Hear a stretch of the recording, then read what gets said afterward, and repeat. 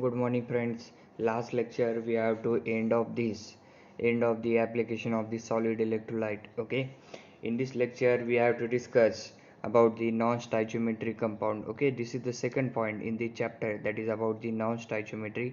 Okay, in this non-stoichiometric compound, therefore the introduction of the non-stoichiometric compound is about it is introduce the defect into perfect crystal by adding an impurity. Okay, therefore the non-stoichiometric compound, it is introduce the defect. Non-stoichiometric compound, it is introduce the defect in your perfect crystal, therefore we have to adding the impurity in the non-stoichiometric compound, therefore it is a formation of the perfect crystal. Okay, then the second point is about the impurity induced defect are said to be extrinsic. Okay, therefore in this non-stoichiometric compound, therefore the impurity, it is a induced the defects, it is a induced the defect, and it is said to be a extrinsic, said to be a extrinsic. Okay, therefore the impurity of the non-stoichiometric compound, therefore it is induced the defect, and it is said to be a extrinsic. Okay, this is the second point in the non-stoichiometric compound. Then the third point is about the color centers are formed if the crystals of NaCl is heated in the sodium vapor. Sodium is taken into the crystal, and that the formula becomes Na1 plus XCl. Okay, therefore the color centers are formed. Okay, in your centers crystal structure, in your crystal center, therefore color centers are formed if a crystal of NaCl is heated. Okay, in sodium vapor. Okay, in sodium vapor you have to heated the crystal of the NaCl, you have to heated the crystal of NaCl is heated in sodium vapor, therefore the sodium is taken into crystal, therefore the crystal of the sodium chloride, it is heated in sodium vapor, therefore the sodium is taken into the crystal, sodium is taken into the sodium chloride crystal, and the formula becomes that about the Na1 plus XCl. Okay, this is the formula for this sodium chloride crystal. It is heated in sodium vapor, therefore this sodium is taken into the crystal, and the formula becomes Na1 plus XCl. Okay, this is the fourth point in this non-stoichiometric compound. Okay, then next is the solid so form the non-stoichiometric compound because the ratio of the atomic component is no longer.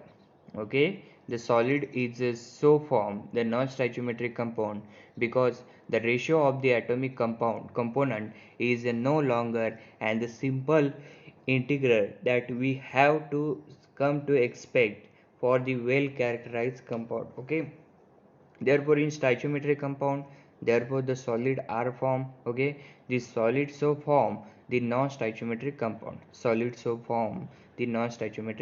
means this solid component, it is formation of non-stoichiometric compound. Why it is formed? Because the ratio of the atomic component is no longer, means in your non-stoichiometric compound preparation, therefore the ratio of atomic component ratio, it not longer the simple integer, means there is a no longer the simple integer that we have come to expect the well characterized compound, and therefore this component is no longer, and therefore this simple integer, and that we have come to expect the well characterized component, means this integer is a well characterized component. Okay, then next is the inorganic solid. It is a demonstrated that common for the atomic ratio to be a non-integral, means in your non-integral, therefore the inorganic solids demonstrate and that common for the atomic ratio to be a non-integral, means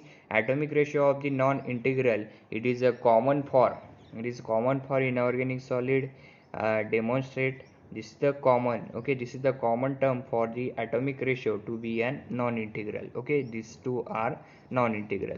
Then the strong covalent bond, it is a formed by pairing of two electrons. Okay, therefore this strong covalent bond, you have to formation of the strong covalent bond, therefore the pairing of two electron between these two atoms, between the 2 atom. Okay, therefore next is the ionic compound also usually the stoichiometry. Ionic compound also usually a stoichiometry. Okay, the ionic compound, in your ionic compound, that are usually stoichiometric compound because to remove or add the ions. Why the ionic compound are usually stoichiometric?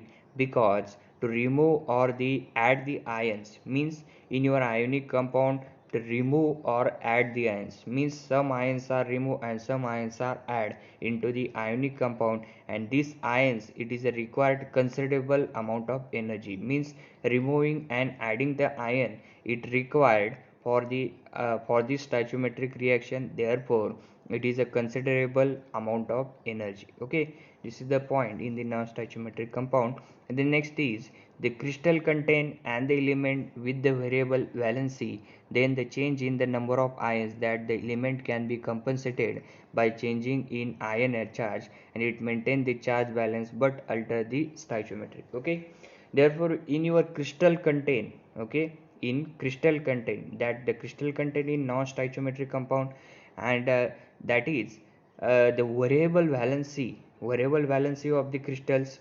Okay, a variable valency of the crystals and the elements, and therefore that a change in number of ions. Okay, therefore the variable valency of an element, therefore it is form the change in number of ions. Your number of ions also change in the crystal containing the variable valency. Okay, therefore that element can compensated by changing in ion energy.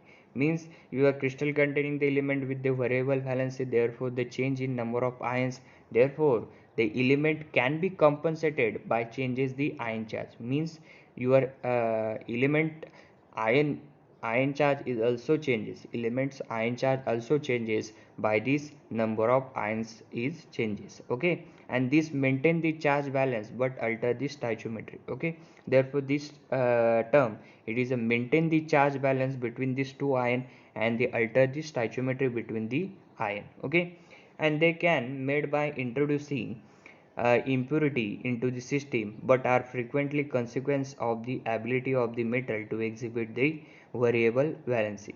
Okay, then next is non-stoichiometric compound are of the potential used to industry because the electronic, optical, magnetic, mechanical property can be modified by changing the property of atomic constituent.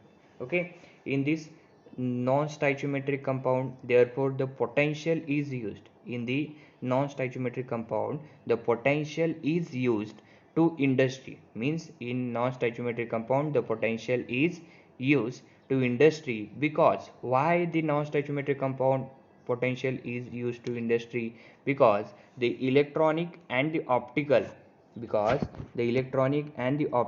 magnetic and the mechanical property can be modified by changing the property of atomic constituent. Means this is the atomic constituents properties, mechanical property and the electronic property and optical magnetic property. These property are modified and the changing the property of atomic constituent. Means your atomic constituents proportions is changing and therefore its electronic, optical and magnetical property also changes by this non-stoichiometric compound. Okay, this is the non-stoichiometric compound. Next is a non-stoichiometry in ooste-tight. Okay, this is